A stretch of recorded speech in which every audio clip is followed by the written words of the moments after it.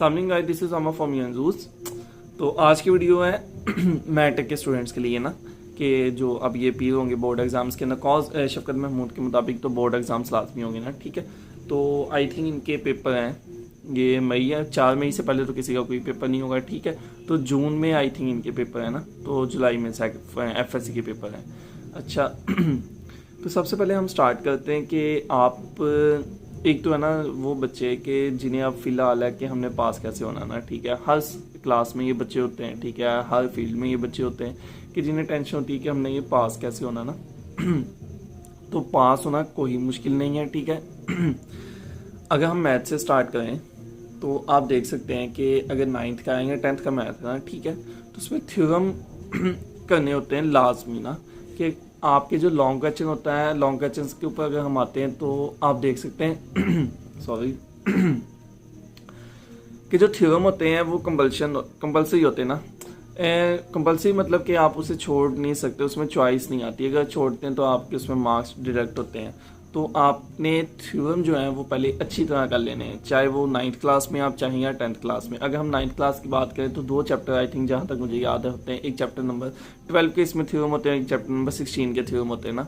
तो अगर आप चैप्टर नंबर 12 के ज़्यादातर बच्चे करते हैं, ठीक है, वो 5 या 6 थ्योरम है आई थिंक, ठीक है। तो आपने वो अच्छी तरह कर लेने हैं, इस तरह कर लेने कि आपकी वो फिंगर टिप्स के ऊपर आते हो, ठीक है। आपने रट्टा लगा लेना। मुझे आज भी याद है जब हमारी दफ़ा हुआ था तो 2015 के अंदर, तो थ्योरम नंबर आई थिंक 4 आया था, वो पोक पो वाला ना। मैंने ऐसे याद किया था, इन पोक पो OP कॉमन है, को प्रो ऐसे याद किया था ना।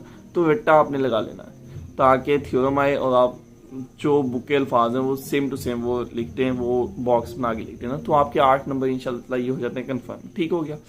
अच्छा, अब आ जाते हैं दूसरी तरफ ना, डेफिनेशन के ऊपर। अगर आप डेफिनेशन कर लेना मैथ की तो आपके पास होने के चांसेस बहुत ज़्यादा हो जाते हैं, आप इजीली पास हो सकते हैं, कोई इतना इशू नहीं आता, क्योंकि कुछ ना कुछ आपको बाकी चीज़ें भी आती हैं। MCQs में अगर आप तुक्के वगैरह भी मारे ना तो आपको काफ़ी 5-6 नंबर तो कम अज़ कम आएंगे कि नहीं आएंगे ना, ठीक है। तो अगर इर्द गिर्द से जो भी आप बच्चे करते हैं, पूछते हैं, जैसे भी करते हैं ना, कई दफ़ा सेंटर के अंदर सख्ती कम होती है तो चीटिंग चल जाती है। अव्वल तो नहीं पूछना चाहिए, ठीक है। तो अगर बाकी पूछें फिर तो जाहिर बात है, फिर ये बंदा भी पूछ लेता है। तो क्या है, 8 नंबर आपके वहाँ हो गए, ठीक है। 5 नंबर आप लगा लें MCQs के अंदर, 13 नंबर हो गए, ठीक है। अब आपको चाहिए और 20 नंबर ना। अगर आप चैप्टर नंबर 1 देखें ना मैथ का, 9th क्लास का, वो मैट्रिक्स के बारे में, ठीक है। तो 1 मिनट हो गए। अच्छा वो मैं देखा था कि चलो बुक मिल जाए तो इजी हो जाएगा। खैर चलें, कोई बात नहीं, मैं आपको वैसे ही इंशाल्लाह ओवरव्यू देता हूँ। कोई कमी पेशी हो जाए तो आप देख लीजिएगा। मेन मकसद है कि आपको पैटर्न पता चल जाए ना कि आपने पास कैसे होना है, तो इंशाल्लाह ये वीडियो इसलिए, ठीक है। अच्छा, तो आपके तकरीबन 13 की मार्क्स हो गए ना। अगर आप चैप्टर 1 देखते हैं मैथ का, ठीक है, आप चाहे 9th में 10th में या किसी भी क्लास में, चैप्टर नंबर 1 जो होता है किसी भी बुक का, वो आपको बहुत अच्छी तरह आता होता है ना। शायद ही कोई ऐसा होगा कि जिसे वो चैप्टर ना आता हो ना, किसी भी बुक का है ना, चैप्टर 1 आता हो तो जो चीज़ आती है पहले उसे अच्छी तरह कर लेना। उसमें से काफ़ी एक किस्म का होता है कि कुछ ना कुछ तो इम्पोर्टेंट, कुछ ना कुछ तो आता है कि नहीं होता ना। तो आपको काफ़ी हौसला हो जाता है कि मुझे कम से कम एक चैप्टर तो आता है, ठीक है। तो अगर आप उसमें से MCQs, उसमें से डेफिनेशन या उसमें से लॉन्ग क्वेश्चन मिला के देखें, लॉन्ग क्वेश्चन का भी एक उसमें से पार्ट आता है, ठीक है। आपने स्मार्ट सिलेबस के मुताबिक तैयारी करनी है, जैसे स्मार्ट सिलेबस आपको दिया गया है, ठीक हो गया। स्मार्ट सिलेबस में तो और भी काम कर दिया गया ना सिलेबस, तो ईजी है, कोई इतना इशू नहीं है, ठीक है। अगर आप चैप्टर 1 कर लेते हैं, चैप्टर 2 कर लेते हैं, या तकरीबन 3 से 4 चैप्टर अगर आप मैथ के कर लेते हैं ना, कोई भी पहले 6 में से, हाँ पहले 6 में से 3 से 4 चैप्टर आप कर लेते हैं ना मैथ के, तो आप इंशाल्लाह पक्के पास हैं। कोई इशू नहीं है, कोई इतना वो नहीं है कि आप पास नहीं हो सकती हैं, आपको डर है कि मैं पास सप्ली आ जाएगी या जो भी ना। वो ऐसे है कि अगर आप चैप्टर 1 कर लेते हैं, चैप्टर 2 कर लेते हैं, तो आपका एक लॉन्ग क्वेश्चन सपोज कंप्लीट हो जाता है, क्योंकि 2 चैप्टर्स को मिला के एक लॉन्ग क्वेश्चन आता है ना, ठीक है। तो आपका एक लॉन्ग क्वेश्चन निकल जाता है। तो अगर 8 नंबर का एक लॉन्ग क्वेश्चन है, 8 नंबर का थ्योरम है, 16 नंबर तो आपके लॉन्ग क्वेश्चन में से ये हो गए, ठीक है। अगर आप एक और चैप्टर कर लेते हैं, ठीक है, यानी 3 चैप्टर आपने सपोज कर लिए, आपका 4 नंबर का एक पार्ट और निकल गया, ठीक हो गया। तो यानी कितने हो गए, 8 4 12, 8 20 नंबर ना तकरीबन आपके इंशाल्लाह लॉन्ग क्वेश्चन में से हो गए। अब चाहिए आपको टोटल 13 मार्क्स, ठीक है। तो भाई जो आपने चैप्टर लॉन्ग क्वेश्चन के लिए किए थे उसमें से शॉर्ट भी आएगा कि नहीं आएगा, ठीक है। अगर आप सपोज 2 चैप्टर कर लेते हैं लॉन्ग क्वेश्चन के लिए, ठीक है, वहाँ से 4 नंबर कम कर लें, 16 नंबर तो हो गए ना आपके। 8 नंबर थ्योरम के, तो 8 नंबर वो 2 चैप्टर जो हमने किए लॉन्ग क्वेश्चन के लिए ना, 4 नंबर का एक पार्ट उसमें से आया, तो 8 8 16 ये हो गए। 4 के MCQs निकालें 20 नंबर, ठीक है। 13 नंबर लेने आपने शॉर्ट क्वेश्चन में से, ठीक हो गया। यहाँ अगर सपोज 40 नंबर पे हम पास वाला रखें तो यानी आप कितने हो गए, 20 नंबर होना चाहिए। अगर आप डेफिनेशन कर लेना, अगर 5 से 6 डेफिनेशन भी आए, 2 नंबर की एक डेफिनेशन होती है, तो 5 दूनी 10, ठीक है, आपके 30-32 नंबर तो डेफिनेशन के बन जाते हैं। तो बाकी आ गया उस चैप्टर में से कोई और वो न्यूमेरिकल टाइप वो भी आएगा ना ऐसा क्वेश्चन, ठीक है। तो अगर आप वो भी करते हैं तो इंशाल्लाह आपके यार 40 तक आप इंशाल्लाह आराम से पहुंच जाते हैं, कोई इतना इशू नहीं है, ठीक हो गया। ये तो था कि जिन्होंने होना पास, ठीक है। मैं शुरू से अपने दोस्तों में तब कहता था यार पास होना मुश्किल नहीं है, ठीक है। अल्लाह का शुक्र है मैं 9th 10th में दोनों में मैथ में फुल मार्क्स थे, ठीक है। तो मैथ अल्लाह का शुक्र मुझे बहुत अच्छा लगता था कि 9th 10th में आके ना। तो खैर आगे मैं फील्ड चेंज कर ली अपनी। तो अब आगे चलते हैं उन बच्चों के लिए कि जिन्होंने लेने अब 70+ मार्क्स ना, 75 मार्क्स। अच्छा, सबसे पहले आपने क्या करना है यार, सबसे पहले तो आपने अच्छी तरह डेफिनेशंस करनी है, अच्छी तरह बुक एंड पे दी हुई है, ठीक है। आपको अंदर से निशान लगाने में कोई मसला है, ठीक है। कल एक बच्चा मेरे पास आया था कि भाई वो इशू आ रहा है ना, तो मैंने उसे बताया कि आप ऐसा करें, आप बुक के लास्ट वाली लास्ट में कर लें, तो जब वो हो जाएंगी फिर आप बुक के अंदर की तरफ आइएगा ना, ठीक है। तो उसमें एग्जाम्पल्स अगर वगैरह नहीं है तो लाइक चैप्टर 1 है, ठीक है, तो आप चैप्टर 1 के स्टार्ट वाली एग्जाम्पल्स इजीली मिल जाएंगी आपको डेफिनेशन भी मिल जाएंगी, बिकॉज उसके ऊपर हेडिंग लिखी हुई है, तो वो उसमें डेफिनेशन ढूंढने का इतना इशू नहीं होता, ठीक हो गया। अच्छा, आपने एक एग्जाम्पल लाजमी या 2 एग्जाम्पल लाजमी करें ना, एक डेफिनेशन 2 एग्जाम्पल्स, ठीक हो गया। आप अपने पास भी एग्जाम्पल लिख सकते हैं, ठीक है, ज़रूरी नहीं है आपने बुक वाली ही लिखनी है, ठीक है। लाइक अगर आप स्केलर वो रेक्टेंगुलर मैट्रिक्स की बात करते हैं, ठीक है, तो आप 2 3 4 ऐसे ऊपर से नीचे ले आए, ठीक हो गया ना।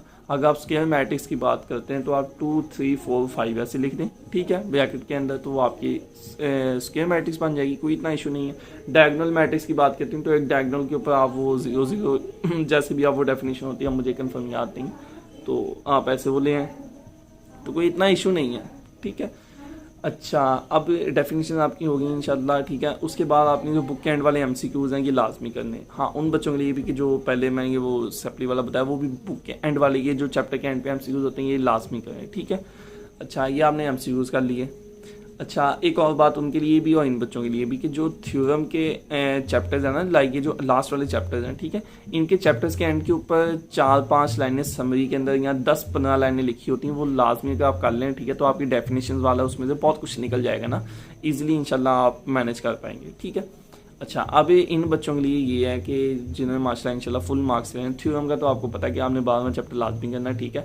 इसकी एग्जांपल्स पे भी एक दफ़ा नज़र डाल लीजिएगा, याद करने की ज़रूरत नहीं है ना 16वें चैप्टर को इतना वो करने की, लेकिन एक एग्जाम्पल पे एक दफ़ा एहतियातन, वैसे एक दफ़ा मुझे याद है कि मैंने एक दफ़ा पास पेपर्स देखा था तो कोई एग्जाम्पल किसी ने देखी थी, ठीक है। तो बाकी अल्लाह रहमत फरमाए, ठीक है, नहीं आनी चाहिए ना एग्जाम्पल, जब आपने एक सिलसिला चलता आ रहा थ्योरम्स का कि सिर्फ थ्योरम ही आते हैं, ठीक है, तो उसके मुताबिक फिर थ्योरम ही देने चाहिए, ठीक हो गया। अच्छा, आपने थ्योरम इंशाल्लाह लाजमी कर लेने, बाकी आगे लॉन्ग क्वेश्चन आपके पहले 6 या जो भी 6 चैप्टर पेयरिंग के हिसाब से बनते हैं वो लाजमी हो तो आपके इंशाल्लाह लॉन्ग निकल जाएंगे। मैथ ऐसा सब्जेक्ट है जिसमें फुल मार्क्स इंशाल्लाह मिल जाते हैं, ठीक है। बाकी आपने जो कैरेक्टरिस्टिक्स मेंटीसा वाला वो एक चैप्टर है, ठीक है, उसमें वो कुछ पॉइंट्स ध्यान में रखने होते हैं कि जब आंसर लिखना है तो आपने किस हिसाब से लिखना है, या जो एक्सपोज लेट करते होते हैं ना ऊपर, सबसे ऊपर, वो आई थिंक 4 पॉइंट जो चैप्टर नंबर 4 का लास्ट था कोई, अब मुझे याद नहीं आ रहा वो लॉन्गेस्ट ना, मुझे तो ये भी पता था कि उसका वो 11.75 आंसर था आई थिंक ना पहले सवाल का, आज भी याद है अल्लाह का शुक्र, तो वही हमें लॉन्गेस्ट में आया था, ठीक है। तो ऐसे अगर आपने प्रैक्टिस की हो ना मैथ की तो आपको रट्टा लग जाता है कि जो आपको कई सालों बाद भी याद रहता है कि मुझे फलां सवाल आया था, उसका आंसर फलां था, ठीक है। तो बेसिकली ये है कि आपने वो जो लाइक सबसे ऊपर लिखते हैं सपोज एक्स, ठीक है, हमारे एक दोस्त का इस वजह से पूरा long question I think cut हो गया था कि उसने ये पहली लाइन नहीं लिखी थी या पता नहीं उसने एक्स नहीं लिखा था, ऐसा कोई सीन था, ठीक है, जहाँ तक मेरे याद है ना। तो ये चीज़ें आपने लाजमी याद रखनी है, ठीक है। दूसरा, जब आंसर लिखना है, चाहे पहले वाले बच्चे हैं या जो आपको मैं मुखातब हूँ, ठीक है, आंसर आपने हाईलाइट करके लिखना है, ठीक है। इसका एक ही स्टेप आपने लाजमी करना, कोई भी क्वेश्चन है, ठीक है, तो कोई इतना इशू नहीं है। आपने इस तरह पेपर करना कि आप एग्जामिनर को समझा रहे हैं, आपने कोई स्टेप मिस नहीं करना ना, या स्किप नहीं करना, ठीक है। अगर 2 + 2 = 4 ऐसा भी कोई स्टेप है तो वो भी आपने करके उसे बताना है, ताकि उसे पता चले कि कि उसे हो कि बच्चे ने कोई चीज़ छोड़ी नहीं है, ठीक है।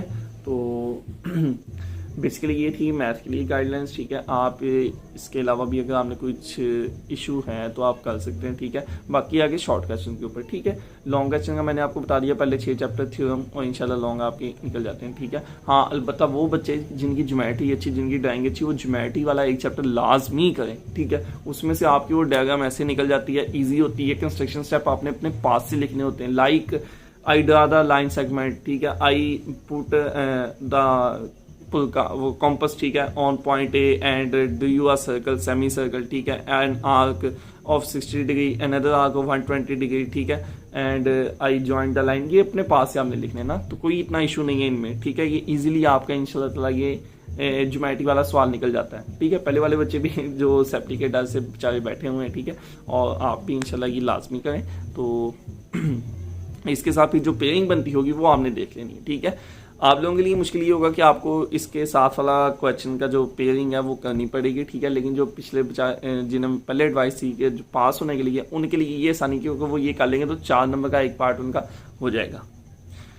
अच्छा, तो ये होगी लॉन्ग क्वेश्चन की। अब बात होगी अब शॉर्ट क्वेश्चन। पहले 3 अगर पहले 6 चैप्टर हो तो पहले 2 पार्ट ना निकल जाते हैं। जो लास्ट पार्ट है उसके लिए आपको एंड वाले चैप्टर्स की तरफ जाना पड़ता है, ठीक है। 7वां 8वां या 13वां या जो भी चैप्टर्स हैं, अब मुझे नहीं पता पेयरिंग इस साल की क्या है तो वो आपने देख लेना। आपने पास्ट पेपर्स को अच्छी तरह करना, आपने पास्ट पेपर्स के एमसीक्यूज को अच्छी तरह करना, ठीक है। अभी टाइम है, आप वो उसका रोज रिवाइज करें, अपना टाइम टेबल बनाए, 6 घंटे 8 घंटे 10 घंटे जितना भी आपने पढ़ना है इस दौरान वो पढ़ें आप, ठीक है। तो इंशाल्लाह आप फुल मार्क्स ले लेंगे मैथ के अंदर, कोई इतना इशू नहीं है। बाकी दुआ लाजमी साथ करते रहा करें, कॉज चेकिंग ऐसे ही है ना। मैं इस चीज़ को बहुत दफ़ा फेस कर चुका हूँ, हर साल ही तकरीबन ना मैंने फेस किया है ये चेकिंग को। आई थिंक सिर्फ 10th क्लास में शायद ना किया हो, लेकिन बाकी 9th first year 2nd year में मैंने और इवन के बाद में भी मैंने ये फेस किया एक दफ़ा ना 2nd ईयर में। खैर ये सिस्टम ही ऐसा, क्या कर सकते हैं, डिसहार्ट होने की ज़रूरत नहीं है, ठीक है। इंशाल्लाह आपको खुदा न खास्ता अगर नहीं इस साल रिजल्ट अच्छा आता है तो आगे इंशाल्लाह आपको कम्पनसेट या कभी ना कभी ज़िंदगी के अंदर इंशाल्लाह आपको कम्पनसेट किसी और सूरत में हो जाएगा, ठीक है। तो आपने घबराना नहीं है ठीक है, ईजी रहे, कोई इतना इशू नहीं है, ठीक है। और हाँ, एक और चीज़, पेपर में कोई सवाल अगर नहीं आ रहा तो खाली नहीं छोड़ना, कहानी डाल देनी है लेकिन डाल देनी है, ठीक है। खास करके उन बच्चों के लिए कि जो डरते हैं कि हमारी सप्ली ना आए। बाकी जो पेपर प्रेजेंटेशन है वो भी मैं इंशाल्लाह आपको बताऊंगा, ठीक है, कि हमने पेपर कैसे करना है। तो बाकी सब्जेक्ट्स के ऊपर भी मैं इंशाल्लाह ट्राई करता हूँ कि आपको एक दफ़ा गाइडलाइन दे दूँ। तो बेसिकली मैथ का आपका इंशाल्लाह क्लियर होगी गाइडलाइन, ठीक है। तो बाकी सब्जेक्ट्स की इंशाल्लाह मैं फिर ट्राई करता हूँ। फिलहाल ये 9th क्लास के लिए थी, ठीक है। 10th क्लास वाले भी इससे देख सकते हैं कि आपने कैसे पेपर पैटर्न, मैंने एक किस्म का आपको बता दिया ना कि आपने पेपर का वो कैसे तैयारी करनी है, ठीक है। 10th क्लास वाले भी इससे वो गाइडलाइन एक किस्म की ले सकते हैं उसी हिसाब से ना, कि उनके भी पहले 6 चैप्टर हैं, जितने भी चैप्टर हैं उस हिसाब से वो लॉन्ग का शॉर्ट का चेंज उसमें से लें और लॉन्ग करें। तो बाकी मैं इंशाल्लाह ट्राई करूँगा कि उनके लिए भी अगर इजाफी वीडियो बना सकूँ तो देखता हूँ। तो अपना ख्याल रखिएगा, बाहर अगर वगैरह आप जाते हैं तो मास्क पहन के जाएँ बॉस, एहतियात करें, प्रिकॉशन लें, कॉज कोविड बहुत फैल रहा है। तो ख्याल रखिएगा अपना। वीडियो को लाइक और शेयर उन बच्चों के साथ लाजमी करें जो इस साल 9th क्लास के अंदर पीयर हो रहे हैं, ठीक है। तो यहाँ 10th में भी पीयर हो रहे हैं तो उन्हें वो एक किस्म की गाइडलाइन मिल जाएगी। तो अपना ख्याल रखिएगा, अल्लाह हाफिज़।